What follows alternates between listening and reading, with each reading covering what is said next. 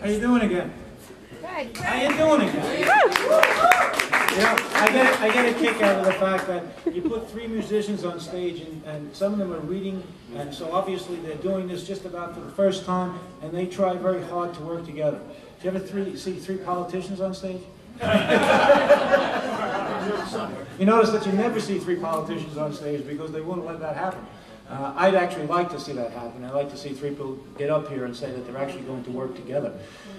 Very interesting things that I noticed here. For example, when Robert Ross sang before, that was right after I had spoken, and I didn't realize how good the segue was. I mean, his anti-war song actually mirrored what I was saying. And I realized that he said it a lot better than any one politician could ever say it up here, so I do want to say thank you to him. And then I hear Jonathan over here. Where's Jonathan? I don't see him. Jonathan, there you go. You did a great job, I got to tell you. And I'm listening to you here, and you're talking about Katrina, and I'm hearing that, and actually that's a great segue into what I'm about to speak to right now. You know, before we talked about the war, and I said that one of the other things that's a very big important part of my campaign is when I talk about energy, which is really just another way of saying that ecology. A lot of people don't know that last year, Katrina was really part of global warming.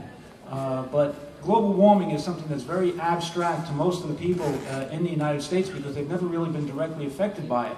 And last year, I told you I'm from Bay Ridge. There's actually a seawall over there. Has anybody ever been on the bike path over there? It's a beautiful bike path that they have there. Great bike path. That bike path actually fell into the sea after 10 years of telling our elected officials, incidentally, I don't want to get too much into that, but after telling one specific elected official who happens to be from Staten Island that he finally found the money to do something for it, and then he took credit when he really should be taking blame for the fact that it fell into the sea. But the primary reason that it fell into the sea, and that was determined by the Army Corps of Engineers, was because when it was built back in the 1930s, it was about 3 inches below the topping point. And now it actually started coming up over it, and they said that's because of the rise in sea level. So what you're really seeing is the effects of global warming right here in the Bay Ridge, Bklyn section, and or rather that Staten Island section, and that's something that we really do have to address. And some people say, like, if you've seen Al Gore's movie recently, that you have maybe about 10 years before that this has, you're going to have what they call the tipping point. A tipping point means where the ice masses will have melted to the point where we won't be able to reverse it. We're going to be watching within the next 50 to 100 years large portions of the Staten Island shoreline that are actually going to be pushed back. And that's really a terrible thing. And we really have to do something about that, and we don't really have a lot of time.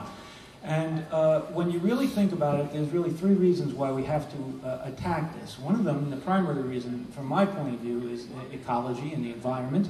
But there's also a matter of what we call national defense that's involved here. And if you really think about it right now, think about the war in Iraq. It's really an oil war. Doesn't everybody agree that's what it's really all about, okay? I mean, that's what it is at its base. Okay, if you want to do something over there, if you want to stop that oil war, and you recognize right now that we've just about reached something called peak oil, and peak oil basically means that the price of oil, you're going to see gasoline, sure, it's going to come down just in time for the election, so that we know what's going to happen there. Watch what it is at Christmas time, okay? So you're going to see it go like this for years, but it's always going to trend upwards to the point where you're going to be paying, let's say, instead of, what are we paying now, $3 a gallon, so, 2 years from now, you'll be paying 6, then you'll be paying 10, and that's also going to happen to your home heating oil. And the question is, the United States will get to a point where we have to make a determination. Can we heat our homes in the winter and keep our children warm, or do we attack this year instead of Iraq, Venezuela, okay, and decide that we like their oil because we have no choice? And I think that the United States has to be a much better place than that. It's got to be something that realizes that we just can't attack other people's lands for our purposes. And so there is a solution. And the solution is that we have to have a real energy policy, not the one that's being pushed by a fellow by the name of George Bush. We have to do something within about 10 years that we make ourselves totally independent of oil, so that we have windmills, and we have geothermal, and we have ethanol, and we have all the alternatives. And if we can do that under those circumstances, then we don't have to rely upon the oil of those people that we are trying now to dominate, and we can live an independent existence. I'm not saying isolationist, there's a big difference, but we will be able to go and pursue our own destinies as as American people, as Middle Eastern people, and whatever we have to do. I hope you're with me on that, because that's the kind of thing that we have to do. Understand this. You know, I talked about it just now. I just talked about it as being a matter of the environment, and I talked about it as being a matter of the national defense. It's also a matter of economy when you think about it. Oddly enough, it might be actually that time when you have that critical mass that comes together. You know, the left has been talking about this for 10 years, or for 30 years they've been talking about it, saying we have to do this. And 10 years ago, if I was giving this speech, I'd be called a tree hugger from the left, right? Isn't that what I'd be called?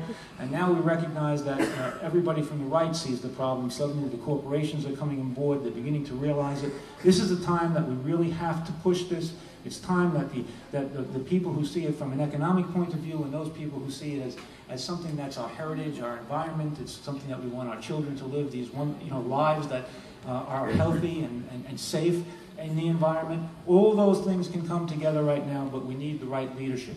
We need the right leadership here in Staten Island and in Brooklyn, and we need the right leadership in Washington, D.C. if we want this to happen. You know something? We don't have 2 years to wait. We don't have 2 years to wait. We must neutralize the Bush agenda, and we have to do it now. Okay? If we don't, there's a lot of other things we could talk about here today. I can talk about our education, we can talk about Social Security, we can talk about many, many other things. I just wanted to talk about these two things to tell you right now. We must neutralize the Bush administration now. If we don't do it 2 years from now, it'll be too late, because they'll have passed too many things. It will be absolutely irretrievable. Thank you all for having me here tonight. I appreciate it. Thank you, Phil. Carolyn, thank you so much. I appreciate it. And I got to say one more thing. I can hardly wait to hear Brian Kasuba, because he is my campaign manager. And he's doing this right now. Totally voluntarily, as you can guess. Thank you all.